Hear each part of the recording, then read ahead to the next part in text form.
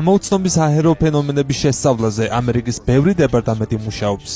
ეს ინციდენტები აღარ იწყება და მიმდინარეობს დაკვირვებები. ცალსახად არ შეგვიძლია სახელი დავარქვათ, არის თუ არა არადედამიწისეული ეს ობიექტები და მოვლენები. ჩვენ მათ ჯერჯერობით ამოუცნობ საჰაერო ფენომენებს ვუწოდებთ. ჯერ არ მომხდარა რაიმე ღია და გონიერი კონტაქტი, ან ჩვენ საჰაერო ხომალდებთან სამხედრო დაპირისპირება და შეჯახება. თუმცა საფრთხედ ნამდვილად განვიხილავთ. ეს განცხადება 2023 წლის 12 იანვარს პენტაგონის სპიკერმა, საჰაერო ძალების ბრიგადის გენერალმა პეტ რაიდერმა გააკეთა.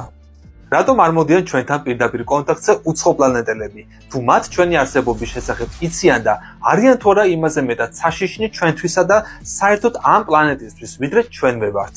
პენტაგონი თავისი ბოლო განცხადებებით ნელ-ნელა რაღაცას გვაპარებს. თან მაინც თავს იკავებს, ალბათ ისევ კაცობრიობის პანიკის სკალაზე მოვენ. კოსმოსურმა მეზობლებმა იქნებ ჩვენც მიგვიპატიჟონ საკუთარ პლანეტებზე. რა კარგი იქნება. მე ალბათ პირველი კლასიდან ჩვენ უცხოპლანეტელების ენას ვისწავლით. აბა მათთან საუბარი როგორ უნდა მოვახერხოთ. მანამდე ახლო წარსულში ამერიკის შეერთებული შტატების თავდაცვის დეპარტამენტმა გამოაქვეყნა ანგარიში, რომელშიც 2004-დან 2021 წლამდე 144 სხვადასხვა ამოუცნობი საჰაერო ფენომენის გამოვლენის შემთხვევაა აღწერილი. პენტაგონმა მსგავსი შემთხვევების შესასწავლად ამოუცნობი საჰაერო მოვლენების სპეციალური ჯგუფი 2020 წლის აგვისტოში ჩამოაყალიბა. ჯგუფის მიზანი ასეთი მოვლენების შესწავლა, გაანალიზება და აღრიცხვა.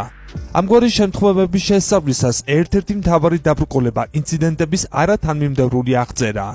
2019 წელს პროტოკოლი შეიქმნა, რომელიც აწესებს სტანდარტებს იმის შესახებ, თუ როგორ უნდა მოხდეს ასეთი შემთხვევების აღწერა, რაც მომავალში საქმის გამოძიებას გაამარტივებს.